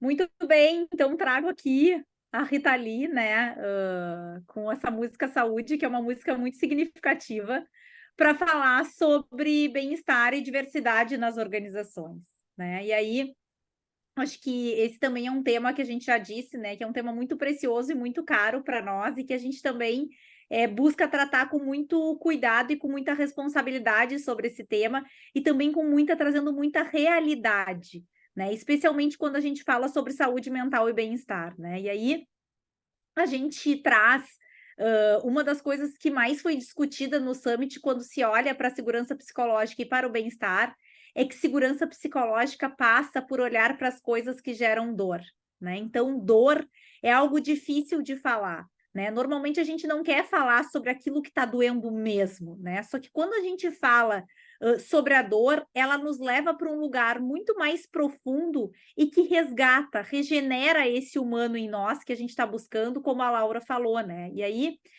isso também foi uma das coisas bacanas, assim, que teve nesse Summit, que a gente teve 2 médicos falando nesse Summit, né? Um deles foi o doutor Henrique Rego, e ele trouxe uma frase dentro do painel que ele participou, que eu acho que fala muito sobre essa nossa dificuldade de falar sobre a dor, né? Ele disse que, para que eu não me lembre da minha própria dor, eu nem pergunto da sua, né? E aí, o quanto isso bloqueia o nosso processo de conexão humana, o nosso processo de autoconhecimento e o nosso processo de potencializar as relações, né? Que é, no fim das contas, sobre tudo que a gente está falando aqui agora, né? E que dificulta gerar esse ambiente de bem-estar que tanto a gente está querendo gerar dentro do ambiente organizacional. Então, a segurança psicológica, ela é uma grande promotora de um ambiente de bem-estar. Ela não é o ambiente. Segurança psicológica não é bem-estar, mas ela é um grande promotora, uma grande promotora de segurança psicológica, né? E se a gente não fala sobre isso, né? O ambiente ele se torna um lugar de muita instabilidade e de muita insensibilidade, né? Que também é o contrário do que se preza quando a gente fala sobre um ambiente seguro psicologicamente, né? Então, se falou muito do quanto muitas vezes o próprio cinismo acaba se tornando natural dentro das relações de trabalho, e o quanto nos leva a isso, enquanto isso nos leva à insensibilidade, né? Então, tanto o cinismo da gente fazer aquela célebre frase, oi, tudo bem? E tu dizer, oi, tudo bem? E, na verdade, não tá tudo bem, porque tu tem uma entrega que tu não tá conseguindo fazer, porque tem um processo que tu não tá entendendo nada, porque tu tá vendo algo errado no ambiente que tu não tá conseguindo questionar, ou porque emocionalmente tu não tá tudo bem e tu não tá falando, né? Ou, às vezes, o quanto a gente até promove esse cinismo e essa insensibilidade quando a gente fala das pessoas que têm a coragem de fazer esse movimento, né? Então, como é que a gente vai se mostrar vulnerável em um ambiente onde a pessoa fala que tá tudo bem, que gostou do que viu, que tá tudo certo, mas na ação ela não demonstra isso, né? Então, isso muitas vezes é o que gera essa insegurança psicológica e essa instabilidade dentro dos grupos e dentro das relações, né? E aí se fala muito, né, do quanto às vezes por a gente se relacionar assim, a gente gera e promove um ambiente, uma cultura organizacional voltada para competitividade, então a gente está sempre competindo um com os outros.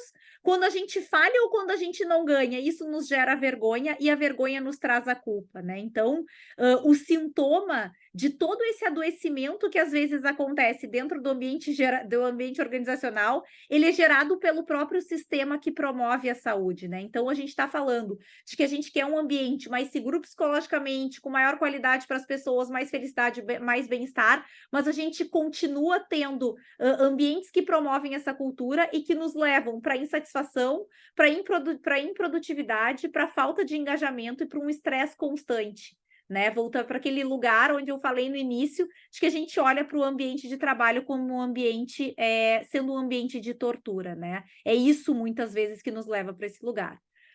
Mas a gente falou de estresse, né? E aí eu quero fazer aqui uma pausa poética, né, para a gente poder falar sobre esse tema. E aí aqui para nós, assim, essa foi a palestra, a melhor palestra que a gente viu no Summit. Ele é uma palestra de um médico, o Marcos Mendanha. A gente sugere que vocês sigam ele no Instagram, no LinkedIn, enfim, ele é médico, ele é advogado e ele é filósofo. Então, o cara, assim, ele tem um kit completo para fazer o trabalho dele, né? E ele trouxe uma palestra que só o título, assim, ele já te traz uma curiosidade, que é o que ninguém te contou sobre a saúde mental, né? E aí ele abriu essa palestra falando um pouco do estresse, né? Então, o estresse ele é uma reação natural do organismo que ocorre quando a gente vivencia situações de perigo ou de ameaça, que é um estado que nos coloca, um mecanismo que nos coloca num estado de alarme ou de alerta e nos promove alterações físicas, né? Então, a gente tem tanto alterações físicas e, por conta disso, alterações também emocionais, né? Então, as nossas reações ao estresse são atitudes biológicas que são necessárias para que a gente se adapte às novas situações que aparecem na nossa vida, né? Então, a gente olha para isso, se não fosse o estresse, a gente não teria evoluído como espécie, como a gente evoluiu e chegou onde a gente chegou, né? Então, assim como muito estresse faz mal, ele traz o quanto pouco estresse também faz mal, né? A gente precisa encontrar um equilíbrio, né, do estresse para que a gente tenha saúde e para que a gente consiga se adaptar às novas situações que o mercado de trabalho e que a vida vem nos convidando a que a gente se adapte. Só que mais do que trazer o conceito do estresse, né? Ele trouxe, a gente até colocou essa foto de um dos slides que ele trouxe, então ele falou sobre o quanto a gente está confundindo os conceitos, né? Então, estresse é uma coisa. A gente vai ter excesso, onde a gente não pode nem pecar pelo excesso nem pela falta, né? Mas não quer dizer que todo o estresse, que a gente está estressado, a gente está com burnout, né? Por exemplo, isso foi algo que ele bateu muito, que a síndrome de burnout, ou a síndrome do esgotamento profissional, é um distúrbio emocional com sintomas de exaustão extrema, de estresse e de esgotamento físico resultante de situações de trabalho desgastante, né? Que demandam muita competitividade ou responsabilidade, né? A principal causa do burnout é justamente o excesso de trabalho, né? Então, depois, no final da palestra, a gente ainda teve a oportunidade de conversar com ele e falar um pouco do quanto a gente tem visto, né? As pessoas falando de burnout digital, burnout social, burnout da maternidade, né? E até aqui tem uma psiquiatra, né? Que eu sei que está aqui nesse grupo, que eu já tive a oportunidade de conversar com ela também sobre isso, que não existe burnout digital, não existe burnout social ou da maternidade, né? Burnout é um estado de estresse extremo causado pelos conflitos de trabalho, né? E aí ele também reforça o quanto é um estresse extremo, né? Não é fadiga, né? Fadiga é a gente tem uma normalidade do nosso estresse, a gente tem um cansaço e a gente tem fadiga. Todo burnout é uma fadiga, mas nem toda fadiga é um burnout, né? Então, o quanto a gente tem que cuidar, porque a gente vê muita gente dizendo, eu tive um burnout, eu tô tendo um burnout, as pessoas estão se autodiagnosticando, mas às vezes sim, as pessoas estão cansadas e isso é importante que a gente cuide, mas não necessariamente isso é burnout, né? E claro que hoje a gente está vivendo um processo de que está difícil até a gente conversou sobre isso com ele, né, Laura? De como é que a gente faz para desassociar o estresse da vida do estresse do trabalho, já que às vezes a gente já chega cansado no trabalho pelo estresse da vida, né? Então, que é um desafio que a gente tem pela frente, mas que o principal sintoma é assim, eu não aguento mais, né? Estar neste trabalho, eu não aguento mais vir aqui. A principal fator de dor que está me gerando essa fadiga extrema e me levando ao burnout são os desafios que eu estou passando no ambiente de trabalho, né? E aí uma outra coisa que ele traz e que a gente achou muito importante trazer para cá, porque está tudo bem, né? É que a maioria das empresas não está cuidando do bem-estar dos funcionários por consciência, e sim por capital. Não é porque as empresas são generosas, são boazinhas, porque está todo mundo achando o máximo esse tema. Não que isso não possa ser genuíno, né? Mas porque as empresas se deram conta, o mercado já se deu conta, né? E ele trouxe para cá uma pesquisa da Workplace Wellbeing and Firm Performance, que fala sobre os resultados do bem-estar no local de trabalho, né? E que fala sobre o desempenho e que nos traz a conclusão de que com os níveis mais altos de bem-estar entre os trabalhadores, geralmente prevêem maiores avaliações das empresas, né? Maiores retornos sobre os ativos, maiores lucros brutos e melhor desempenho no mercado das ações.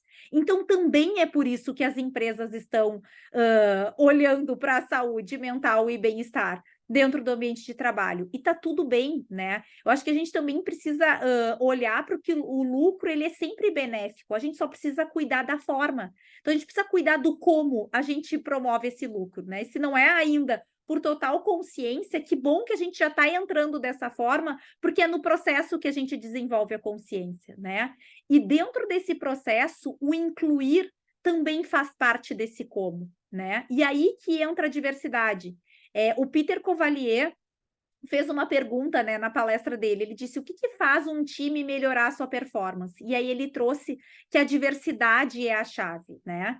Então, a gente trouxe alguns cases que também foram apresentados ao longo do Summit, né? Um deles foi desse painel de aprendizado que a Laura falou para vocês, né? Que a Daniela da Pixar, né? A Toki Ezaka, que ela é head de produto e design da América Latina, da Disney, e aí ela estava contando de um projeto que elas estão fazendo com esse estúdio de design que se chama La Casa de Carlota, né? E que esse estúdio de design contrata pessoas com síndrome de Down e outras síndromes e questões de saúde mental para fazer parte do projeto. E aí ela trouxe a diferença que isso fez no resultado final. Do produto que eles atingiram, porque eles conseguiram expandir o ponto de vista do projeto e chegar em lugares que eles jamais teriam chego se não tivesse essa diversidade de pessoas de fato contribuindo com o processo, né? E aí até ela contou que o diretor da La Casa de Carlota abriu a reunião dizendo que todos nós temos uma síndrome, todos nós. Seja a síndrome da impostora, síndrome de pânico, a síndrome da vergonha, a síndrome do corpo magro demais, do corpo gordo demais, do perfeccionismo que todos nós temos. Que e é ama importante demais, deixar... né? Que ama demais. Isso, que cuida demais, né? E do quanto é importante a gente incluir as nossas síndromes quando a gente fala de diversidade, porque isso também pode potencializar a nossa visão sobre um projeto. O outro case que a gente trouxe, né, um case que o Marcelo, o presidente da L'Oréal no Brasil, contou, né? Ele já trabalhava na L'Oréal e ele trabalhou em diversos países até chegar no Brasil. E ele foi o primeiro presidente brasileiro a sentar na cadeira de presidente da L'Oréal no Brasil, né? Então, ele disse que quando ele chegou na L'Oréal, ele pensou, nossa, um brasileiro que vai estar aqui, vai fazer coisas, vai ver a organização com olhos de brasileiros, né? E aí ele trouxe um pouquinho de como que ele estava vendo as vendas dos produtos quando ele chegou na organização. E ele resolveu investigar, né? O que será que está acontecendo que as vendas dos produtos talvez não estejam como deveriam estar? Como é que a gente está olhando para o Brasil de dentro da L'Oréal? Será que a gente está olhando com os olhos americanos, franceses, ou a gente está olhando com os olhos de brasileiro? E ele falou uma coisa assim, do quanto para ele, na trajetória dele, sempre foi importante parar de endeusar a liderança. Né? Então, ele até usou um exemplo, ele disse assim, gente, quando eu penso num líder, eu penso duas coisas, né? Primeiro, que líder senta na privada e tem as mesmas necessidades que eu tenho, né? Então, eu sempre olho para uma pessoa, se eu fico com medo, eu penso nisso. E segundo, é que eu sempre olho para a liderança e penso, nossa, que desafiante que deve estar sendo estar aí nesse cargo de presidente, de CEO, seja lá o que for. A pessoa viaja, está sempre correndo, não tem tempo, então ele sempre tentou olhar também com generosidade para a liderança, e não nesse lugar de endeusamento que muitas vezes a gente olha. E mais do que olhar para isso, quando ele assumiu esse papel, ele resolveu se colocar gente como a gente dentro do processo, né? E aí ele disse que ele começou a passar pelos corredores, a andar nos corredores da L'Oréal como alguém que está ali, que está acessível às pessoas, né? Que a Laura vai contar um outro case dele, e que ele começou a se dar conta que ao andar dentro do ambiente corporativo, ele via que só tinha dentro da L'Oréal pessoas com o mesmo perfil, formadas em faculdades, em universidades particulares, né? Só pessoas de classe A com faculdade paga trabalhando dentro da L'Oréal, e que o retrato do Brasil não é esse, né? E aí eles começaram toda uma transformação de processo seletivo para, de fato, incluir a diversidade que o Brasil tem dentro da L'Oréal para alavancar as vendas, alavancar os produtos e para que a marca pudesse falar com as pessoas da forma como deveria ser, que é a realidade do Brasil e não só um recorte. E aí, com isso, a gente entra no bloco 5, para ir finalizando os nossos aprendizados, com inspiração da Marisa Monte, que a Laura vai contar para vocês.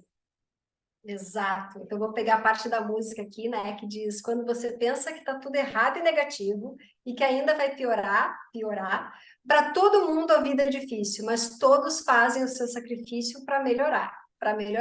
Lá vem o sol para derreter as nuvens negras para iluminar o fim do túnel. Então, a gente, inspiradas nessa parte da música da Marisa Monte, a gente vai trazer agora dicas, né? Algumas das dicas que a gente já está chegando no final, gente. Eu sei que a gente está passando um pouquinho do tempo, mas fiquem aí porque vale a pena, porque tem muitas dicas legais aí que a gente juntou a partir de todos os painéis, palestras que a gente escutou no Summit. E aí a gente vai entrar, então, na frase do Peter que ele trouxe, né? Menos de 10% das pessoas dizem que são parte de um time de alta performance. Foi assim que o Peter Cavalier, um dos convidados internacionais, né, do Summit, começou a palestra dele. E aí, a partir inspiradas nessa frase, a gente entra na primeira dica, que veio dele, do Peter, e ele trouxe os elementos que todo time de alta performance deve ter. Primeiro ponto, confiança. E aí aqui eu quero abrir um parênteses dos 3 tipos de confiança, né? Confiança em si, então assim, a autoconfiança para conseguir participar de um lugar seguro, né? Confiança no outro, né? Confiar que as pessoas que trabalham comigo são pessoas confiáveis. E confiança nas minhas próprias ações, né? Que eu sou uma pessoa confiável, que eu faço ações confiáveis, né? Então, esse é o primeiro ponto. O segundo ponto, respeito às pessoas, né? A si, enfim. O terceiro ponto, apreciação. Gente, teve um dos painéis, que eu já não me lembro mais agora qual foi, que disseram, né? Apreciação é a grande cola. A gente fala aqui de trazer críticas, de dizer que não tá bom, de dizer que errou, de ter autoconhecimento, mas é o quanto é importante a gente botar estrelinhas em volta da palavra apreciação, também de dizer que bacana que tu fizeste isso, que bonito esse trabalho que tu fez, que correto que aconteceu, obrigada por a gente ter conseguido esse resultado, que talento incrível que tu tem para isso, né? Então, isso é uma grande cola para a gente conseguir dar conta dos desafios que um ambiente seguro traz, como a Laila disse lá, que às vezes tem muito desafio de relação, né, de às vezes conflitos, enfim, mas que a apreciação é uma grande cola que a gente precisa olhar bastante para ela e usar mais dela nos nossos ambientes. E por último, a busca por ajuda, né, que é a busca principalmente aí dos líderes, que eles possam aprender cada vez mais a pedir por ajuda, pedir ajuda dos seus times, se vulnerabilizar e pedir ajuda, e que as pessoas possam entre si também buscar por mais ajuda.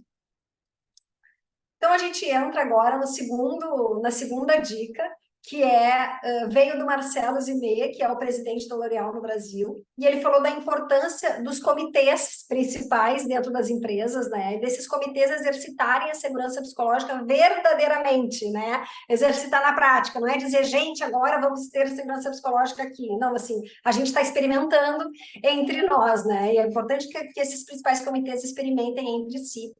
E ele trouxe que ele e o time dele, de diretoria, né, ele é o presidente da L'Oréal aqui no Brasil, ele e a diretoria dele criaram de 3 a 4 valores, eu não lembro exatamente o número de valores, que eles criaram entre eles, e que eles combinaram não abrir mão como time desses valores. Um deles é não falar mal de alguém, e sim falar para alguém. E aí ele diz que dessa forma a fricção acontece, lógico que acontece de vez em quando, mas de uma forma verdadeira e muito mais saudável, né? E demonstra também o quanto as pessoas podem ser confiáveis. Mostra lá um dos pontos que o Peter Cavalier trouxe, né? Olha, eu sou uma pessoa confiável e eu vou te trazer que, né? Eu poderia estar falando para alguém, mas eu estou falando para ti, né? Isso é um desafio. Ele até contou um caso de que ele também precisou ter uma conversa com uma líder dele, onde ele trouxe isso, mas o quanto aquilo se abriu entre eles, uma relação de muito mais confiança, né? Que principalmente a liderança às vezes também tem um pouco de dificuldade de chegar nesses lugares aí de vulnerabilidade e de trazer alguns pontos de dizer, olha, deixa eu te dar um feedback verdadeiro aqui, né? Então, esse é a segunda dica que veio do Marcelo. A terceira dica veio também desse painel, onde estava o Marcelo e o Eduardo Gouveia. O Eduardo Gouveia é ex-presidente da Alelo, e estava a Daniela Brissac também, essa VP de marketing, que eu também já tinha dito antes. O nome do painel que eles participaram é Será que todo time de alta liderança é um time de alta performance? E aí eles trouxeram também nas dicas deles lá a importância de poder se mesclar, principalmente em reuniões mais frias, que são cheias de números, resultados, metas, o quente, né? E um dos pontos bem simples, que a gente até usa bastante, né, no Laborama, é o check-in.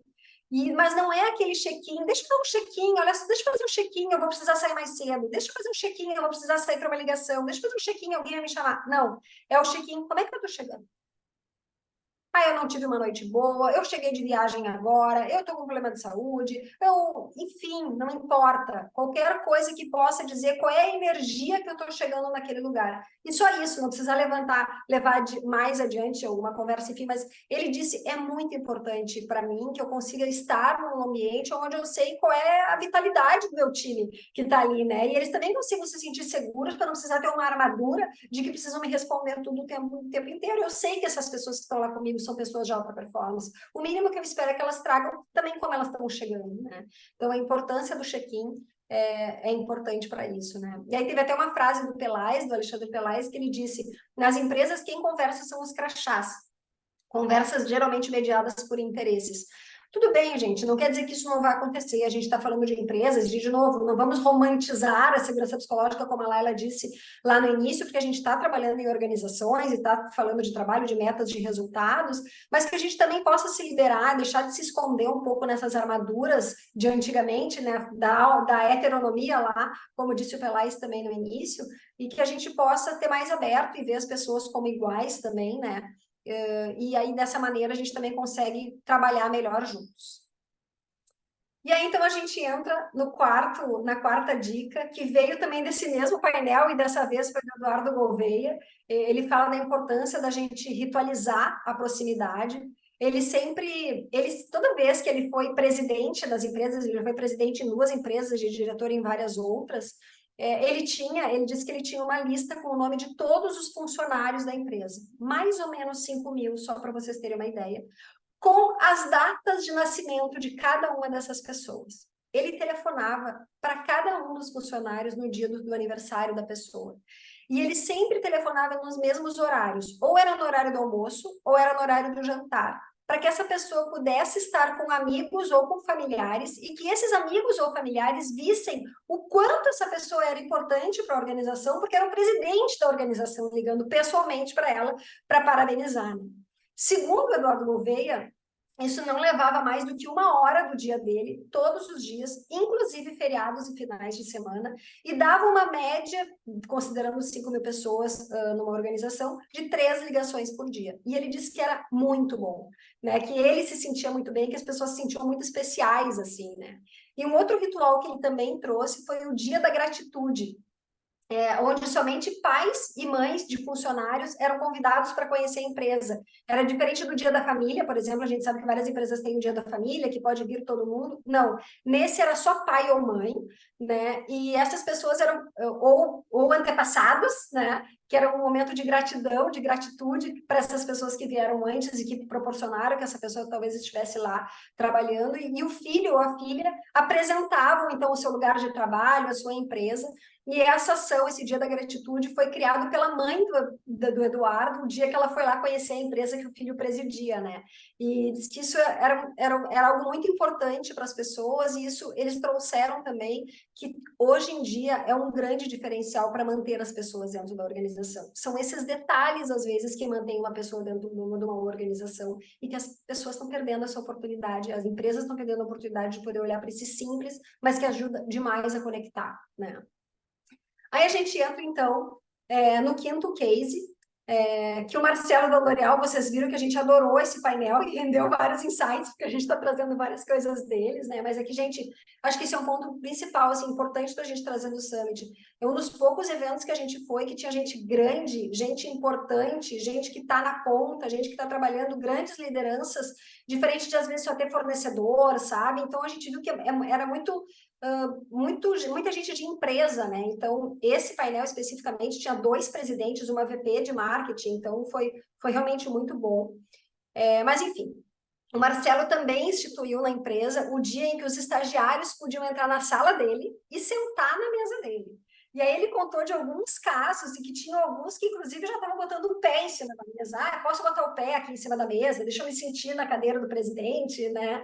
E que pediam, enfim, pediam dicas para ele podia conversar, ele podia ajudar pessoalmente algumas pessoas, e eram conversas rápidas, mas que somente nesses momentos breves, assim, ele conseguia criar uma proximidade enorme com as pessoas, e o quanto esses estagiários eram gratos e falavam da empresa e queriam estar cada vez mais, querem, né, porque é algo que ele ainda faz dentro da empresa. Então, de novo, um exemplo simples de uma alta liderança que é muito genuíno e que faz a diferença hoje em dia para manter as pessoas, né, com esses turnovers tão altos aí que a gente tem escutado. E aí a ele gente disse, só entra, complementando, então, na o quanto nossa... ele aprendeu também, né, com os estagiários, né, Laura? O quanto isso eles traziam insights para ele, para que ele também levasse para o comitê executivo os aprendizados que ele jamais conseguiria ter se ele não tivesse proximidade com os estagiários, né? Então, o quanto essa troca, não só para a empresa, não só para os estagiários, mas para ele também era muito rico para depois ele trabalhar em questões mais estratégicas. Exato, bom ponto. Aí a gente entra na sexta dica, que veio de 2 painéis, onde 2 gerentes de RH falaram da importância de se iniciar projetos de segurança psicológica pelos times de RH. Elas falaram da importância do RH reconhecer, né, um ponto que eu já tinha trazido antes, o quanto também, às vezes, está nos grupos de insegurança psicológica, e o quanto eles precisam, mesmo que seja para se proteger, enfim, o quanto eles precisam se dar conta disso, ter humildade e conseguir, às vezes, e mais de uma empresa lá trouxe isso como um case, assim, quando a gente quis ver como é que funcionava essa questão aí de algumas atividades, ações e práticas da segurança psicológica, vamos tentar testar primeiro na área de RH. Então, foram 2 gerentes de RH aí, na verdade, teve um outro cliente que também trouxe isso, do quanto eles começarem pela área de RH, ajudou muito para, inclusive, se sentirem capacitados depois para vender essas novas práticas para as outras unidades, inclusive para as principais lideranças, né? Aí a gente entrando, então, na nossa 7ª dica, ela é geral e unânime, se não todos, quase todos trouxeram a importância de se falar mais sobre experiências e erros nos ambientes de trabalho e do quanto isso acelera os aprendizados dentro dos grupos, né? E a nossa última dica é que a gente não precisa falar de segurança psicológica para viver a segurança psicológica. Segurança psicológica é o que está embaixo do iceberg. E é preciso olhar para outros assuntos que estão visíveis, né? E aí o Peter nos apresentou essa imagem aí desse iceberg, mostrando que a segurança psicológica está lá embaixo desse iceberg, né? E é ela que sustenta todos aqueles pontos ali de cima. E que a dica que ele deu é que quando a gente quiser incentivar a instalação, a aplicação de ambientes seguros psicologicamente, o que a gente deve falar para as lideranças, para vender um projeto desses dentro da organização é, por exemplo, quer promover mais inovação no teu time? Ou quer ter clientes e talentos? Ou quer ter maior engajamento dos teus funcionários? Claro que eu quero, sim, quero. Então, vamos criar algumas práticas aqui novas que pode permitir isso e então aplicar as práticas e as técnicas que vão permitir, e aí a gente entra no último slide, né? Desenvolver o autoconhecimento, exercitar a humildade, criar conexões, trazer mais consciência e, principalmente, que permitam experimentação na prática. Porque daí sim, isso é a chave da segurança psicológica. E também a chave do futuro, conforme a Laila disse lá, né, de que não é mais um nome que está na moda, mas é algo que tende a acontecer cada vez mais como uma necessidade para manter mais pessoas dentro das organizações. E aí, para terminar, a gente quer trazer a frase da Lígia Zottini, que fala de futuro, né, e falou muito do futuro do trabalho. Ela disse uma frase que a gente gostou muito, que diz assim: tudo aquilo que a gente desenvolve a gente de volta. Então, que a gente possa desenvolver, experimentar cada vez mais tudo isso que a gente aprendeu com segurança psicológica e vem aprendendo para que ela também nos desenvolva de volta, que é uma retroalimentação, né? E assim a gente encerra a nossa apresentação de hoje. E quero ver com o Gui aí, quero passar para o Gui, agradecer para todo mundo, né, por estar aqui até agora, nos escutando, e perguntar para o Gui se apareceu alguma pergunta, Gui, no chat, se tu quer trazer para a gente aí. Ainda não, gente. Então, eu acho que fica aí o convite para quem tiver alguma pergunta aí começar a lançar. Estamos aí agora na nossa etapa final aí, poder escutar de vocês um pouco de perguntas, comentários, fiquem à vontade para lançar aqui no chat para gente.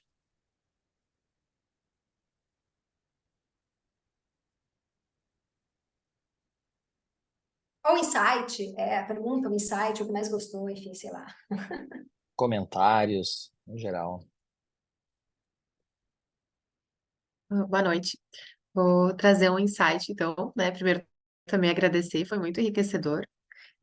Fiquei com muita vontade de ter participado do Summit. E queria dizer que acho que o insight que me veio foi a questão de que alguns grupos, né, podem ter um nível de segurança psicológica maior que outros, assim, né? Porque quando a gente pensa em algo muito grande, aí começa a parecer que é mais um papinho do que uma realidade, assim, né?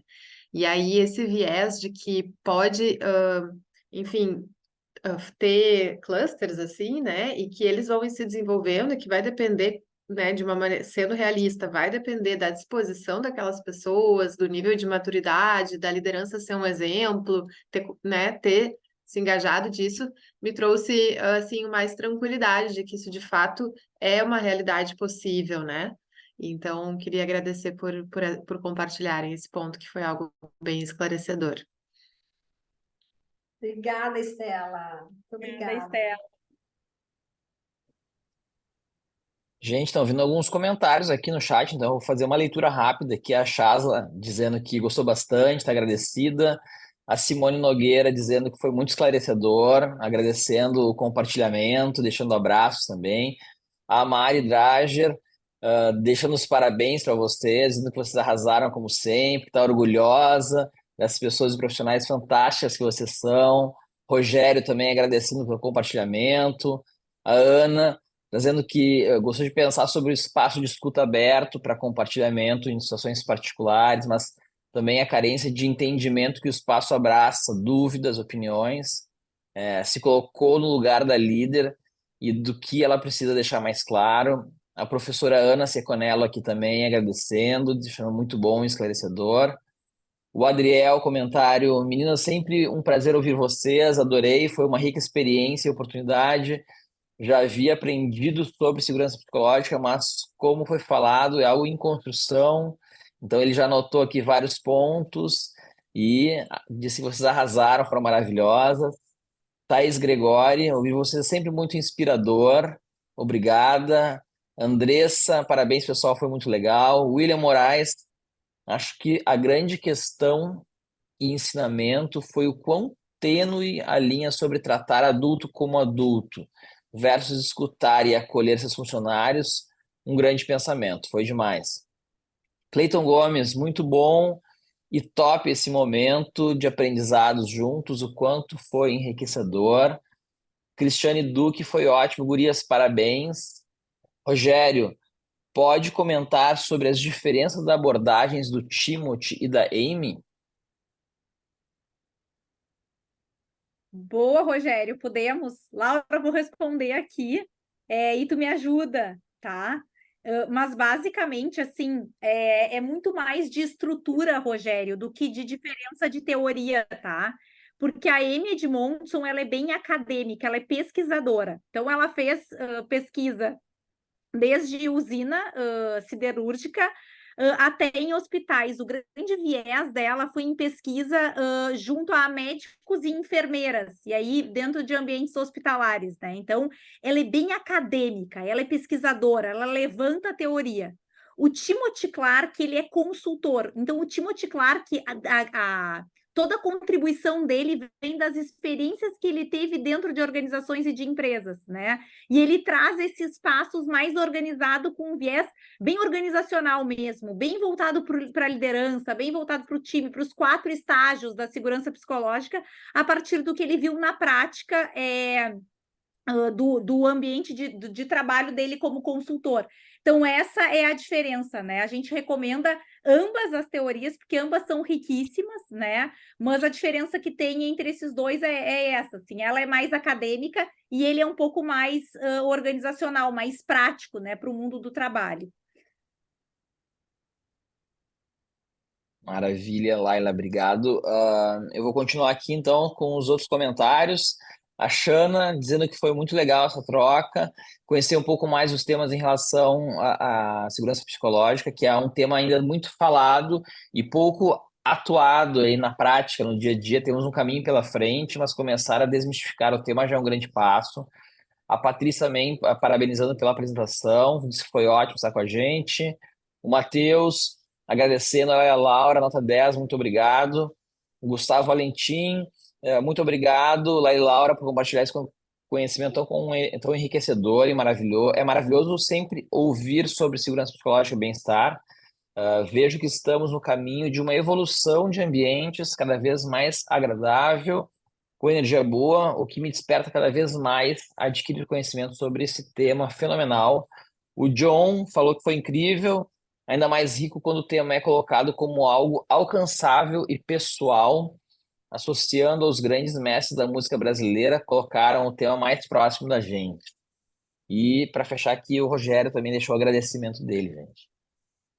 E o Cadu agora, Gente, mais um aqui. Obrigado pelo encontro, parabéns por destinar o investimento às famílias vulneráveis nesse momento. É bem particular e interessante entender essa leitura orgânica e menos bibliográfica cartesiana em relação à segurança psicológica. É isso aí, Cadu. Valeu. Obrigada. Gente, muito obrigada. E Cadu, assim, acho que tu fechou, acho que era essa a nossa vontade no que a gente passou aqui do tempo. Queremos pedir desculpas para vocês, mas a gente também fica tão empolgadas querendo passar para vocês assim fora todas as outras histórias que a gente poderia contar aqui, justamente para desmistificar isso da teoria e trazer para a prática, né? Então, obrigada pela contribuição de vocês, obrigada pela escuta de vocês, e especialmente assim, obrigada por vocês serem palco para que a gente também possa se desenvolver, né? Porque a gente está fazendo isso, a gente também está se desenvolvendo e está aprendendo, a gente estudou, a gente fez, voltou, para que a gente possa compartilhar isso com o mundo e, quem sabe, né, fazer dos ambientes, ajudar a promover ambientes mais seguros psicologicamente, com mais saúde, com mais bem-estar, assim. Então, agradecer pela escuta, agradecer pelo tempo de vocês. Repetir que vai ficar gravado, usem e abusem desse material. Vocês ficaram, a gente botou ali na última tela os nossos contatos, a gente fica totalmente à disposição. Caso vocês queiram conversar, ter mais dúvidas, trocar ideia, falar de insights, enfim, a gente fica aí com todo esse caminho aberto para que a gente possa seguir falando desse tema, porque é muito bonito ver mais de 30 pessoas aqui reunidas numa segunda-feira à noite, genuinamente interessados em aprender sobre isso. Então, muito obrigada. Quem sabe a gente volta com mais edições do Despertar e a gente vai esperar vocês. Obrigada, gente. Laila, a gente. Ah, viajei, esquece. Eu achei que a gente ia combinar de fazer uma pesquisa com eles, de perguntar o que tinha entendido. A gente desistiu por causa do tempo. Obrigada, pessoal. Um beijo grande para todos. Obrigada, uma Obrigada. feliz semana. Obrigada, pessoal. Boa semana. Boa Igualmente. semana. Ô, Gui, tu aparece com umas coisinhas quando sempre aparecem uns bonequinhos com coisa aí no teu Zoom. Essa aí foi sem querer. Tio, o que que tu fez que apareceu?